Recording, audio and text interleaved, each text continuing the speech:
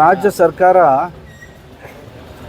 371 ಕಲಮದ ಅಡಿಯಲ್ಲಿ ಕಲ್ಯಾಣ ಕರ್ನಾಟಕ ಭಾಗಕ್ಕೆ ನಾನಾ ರೀತಿಯ ಸರ್ಕ್ಯುಲರ್ಗಳನ್ನು ಅನೇಕ ನೇಮಕಾತಿ ಪ್ರಾಧಿಕಾರಗಳು, ಅದು KPSC ಆಗಿರ್ಬೋದು, ಅದು ಕರ್ನಾಟಕ ಎಕ್ಸಾಮಿನೇಷನ್ ಅಥಾರಿಟಿ ಆಗಿರ್ಬೋದು, ಗೃಹ ಇಲಾಖೆ ಆಗಿರ್ಬೋದು, ಅದೇ ರೀತಿ ಅನೇಕ ಕಾರ್ಪೊರೇಷನ್ಸ್ಗೂ ಕೂಡ ನೀವೇ ನೇಮಕಾತಿ ಮಾಡಿಕೊಡುವಂತೆ ಅಧಿಕಾರ ಕೊಟ್ಟಿದ್ದಾರೆ.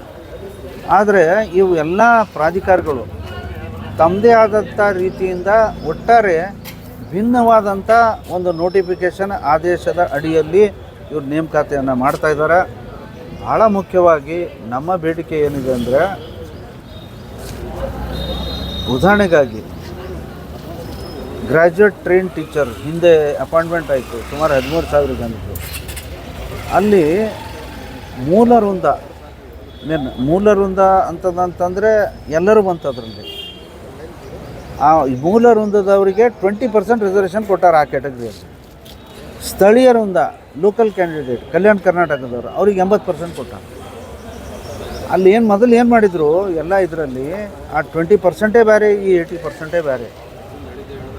ಆ 20% ನಾನ್ ಕಲ್ಯಾಣ ಕರ್ನಾಟಕದವ್ರು ಅರ್ಹರಿದ್ದರು, ಕಲ್ಯಾಣ ಕರ್ನಾಟಕದವ್ರು ಅದಕ್ಕೆ ಅರ್ಹತೆ ಇಲ್ಲ ಅಂತ ಕೊಟ್ಟಿದ್ದರು. ಇದು ಕೋರ್ಟ್ ಎಲ್ಲ ಕೋರ್ಟ್ಗಳನ್ನು ಸ್ಟ್ರಕ್ ಮಾಡ್ತಾರೆ. ಸುಪ್ರೀಂ ಯಾವ SC ST ಅಭ್ಯರ್ಥಿ ಜನರಲ್ ಕೋಟಾದಲ್ಲಿ ನೀವು ಅರ್ಹರಲ್ಲ ಅಂತಂದಂಗೆ ಆಗುತ್ತೆ. ಅದು ತಪ್ಪು. ಅದಕ್ಕೆ ನಿಯಮದಲ್ಲಿ ತಿದ್ದುಪಡಿ ಮಾಡಿರಿ ಅಂತ ಒಂದಿಷ್ಟು ಭಾಳಷ್ಟು ಮಟ್ಟಿಗೆ 1/2/2023ಕ್ಕೆ ಕರೆಕ್ಷನ್ ಮಾಡಿದ್ದಾರೆ. ಆದರೂ ಕೂಡ ಸಪ್ರೇಟ್ ನೋಟಿಫಿಕೇಷನ್ ಮಾಡ್ತಾರೆ, ಸಪ್ರೇಟ್ ಲಿಸ್ಟನ್ನು ಹಚ್ತಾರೆ, ಕೆಲವರು ಒಂದೇ ಪಟ್ಟಿ ಮಾಡ್ತಾರೆ, ಒಂದೇ ಲಿಸ್ಟ್ ಮಾಡ್ತಾರೆ. ಹೀಗಾಗಿ ಈ ಎಲ್ಲ ಪ್ರಾಧಿಕಾರಗಳು ಒಂದಂತೆ ಮಾಡಲಿಕ್ಕೆ ಇವ್ರು ಯಾಕೋ ಆ ಮನಸ್ಸನ್ನು ಮಾಡ್ತಾಯಿಲ್ಲ. ಇದಕ್ಕೆ ಸರಿಗೆ ಹೇಳಬೇಕು ಅಂತಂದರೆ 371J ಕ್ಯಾಬಿನೆಟ್ ಸಬ್ ಕಮಿಟಿ ಏನಿದೆ, ನಮ್ಮ ಪ್ರಿಯಾಂಕಾ ಖರ್ಗೆ ಅವರ ನೇತೃತ್ವದ ಕಮಿಟಿ ಈ ವಿಷಯಗಳನ್ನು ತಕ್ಷಣ ಎಲ್ಲ ಸಚಿವರು ಸೇರಿ ಇದನ್ನು ಸರಿಪಡಿಸಬೇಕು. ಈ ಗೊಂದಲ ಇದ್ದಿದ್ದಕ್ಕಾಗಿ ಸುಮಾರು ಒಂದು 12-14 ಕೇಸ್ಗಳು ಕೋರ್ಟಲ್ಲಿ ಪೆಂಡಿಂಗ್ ಅದಾವೆ. ಆ ಪೆಂಡಿಂಗ್ ಅದಾವ ಅಂತಂದರೆ 2-3 ವರ್ಷದಲ್ಲಿ ಪೆಂಡಿಂಗ್ ಇತ್ತು ಅಂತಂದರೆ ಆ ಪಾಪ ಇಷ್ಟೆಲ್ಲ ಮಾಡಿ ಏನಪ್ಪ ನಾನು ನಿರಾಶೆ ಆಗಿ ಮನೇಲಿ ಕುಂದಿರ್ತಾನೆ. ಇದು ದಯವಿಟ್ಟು ನೀವು ಕೋರ್ಟಿಗೆ ಹೋಗ್ರಿ ಅಂತ ಅನ್ನುವಂಥ ದಾರಿ ಮಾಡಿ ಕೊಡಬೇಡ್ರಿ. ನೀವು ಮೊದಲು ಒಂದೇ ಒಂದು ನಿಯಮವನ್ನು, ರೂಲ್ಸನ್ನು ಫ್ರೇಮ್ ಮಾಡಿ ಅನ್ನೋದನ್ನು ಇದನ್ನು ಕರೆಕ್ಷನ್ ಮಾಡಬೇಕು. ಆ ಗೊಂದಲಕ್ಕೆ ಅವಕಾಶ ಮಾಡಿಕೊಡ್ಬೇಡ್ರಿ ಅಂತ ನಾನು ಇವರೆಲ್ಲರಿಗೂ ವಿನಂತಿ ಮಾಡ್ತೀನಿ. 100% ಮಾಡಬೇಕಂತ ನಿಮ್ಮ ಬೇಡಿಕೆ? ಹಾಗಲ್ಲ ಸರ್, 100% ಅಲ್ಲ. ಆ ಪರ್ಸೆಂಟೇಜದ ಬಗ್ಗೆ ನಾನೀಗ ಸದ್ಯ ವಾದ ಮಾಡ್ತಾಯಿಲ್ಲ. ಆದರೆ ಆ 20% ಏನು ಕಲ್ಯಾಣ ಕರ್ನಾಟಕದವ್ರಿಗಂತೇ ಏನು ಇಟ್ಟಿದ್ದಾರಲ್ಲ, ಅದು ಅವರಿಗಷ್ಟೇ ಅಲ್ಲ, ಅಲ್ಲಿ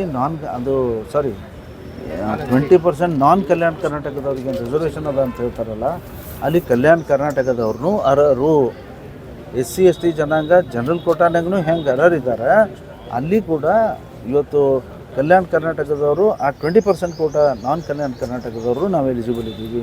ಇದು ಎಲ್ಲ ಕಡೆ ಇದು ನಿಯಮ ಬರಬೇಕು ಅಂತ ಅಷ್ಟೇ ಹೇಳಲ್ಲ, ಪ್ರಮೋಷನ್ಸಲ್ಲಿ ಕೂಡ ಇದು ಅಳವಡಿಸ್ಬೇಕಂತ ನಮ್ಮ ಮುಖ್ಯವಾದಂಥ ಬೇಡಿಕೆ. ಇಂಪ್ಲಿಮೆಂಟೇಷನ್ ನೋಡಿರಿ, KPSC ಬೇರೆ ಮಾಡ್ತಾರೆ. ಈ ನಿನ್ನೆ ನಾನು ಬೀದರ್ಗೆ ಹೋಗಿದ್ದೆ. ಬೀದರಲ್ಲಿ KPSC ಅಪಾಯಿಂಟ್ಮೆಂಟ್ ವಿಲೇಜ್ ಅಕೌಂಟೆಂಟ್ ಅಂತ ಮಾಡಿದ್ದಾರೆ. 1,000 ಹುದ್ದೆಗಳನ್ನು ತುಂಬ್ತಾ ಇದ್ದಾರೆ. ಕಲ್ಯಾಣ ಕರ್ನಾಟಕ ಭಾಗದಲ್ಲಿ 153 ಪೋಸ್ಟ್ಗಳನ್ನು ಈ ಭಾಗಕ್ಕೆ ಬಂದಿದೆ. ಆ 153 ಪೋಸ್ಟ್ ಅಪಾಯಿಂಟ್ಮೆಂಟ್ ಏನು ಮಾಡಿದಾರಲ್ಲ, 2 ಸಪ್ರೇಟ್ ಲಿಸ್ಟ್ ಮಾಡಿದ್ದಾರೆ. ಇದು ಅಲ್ಲ ನಾವೇನನ್ನೋದು, ಪಟ್ಟಿ ಒಂದೇ ಇರಲಿ. ಮೊದಲು ನಾನ್ ಕಲ್ಯಾಣ ಕರ್ನಾಟಕದ ಪಟ್ಟಿ ಮೊದಲು ಹಚ್ಚಿರಿ, next comes in the merit ಇವರೆಲ್ಲರೂ ಬರ್ತಾರೆ.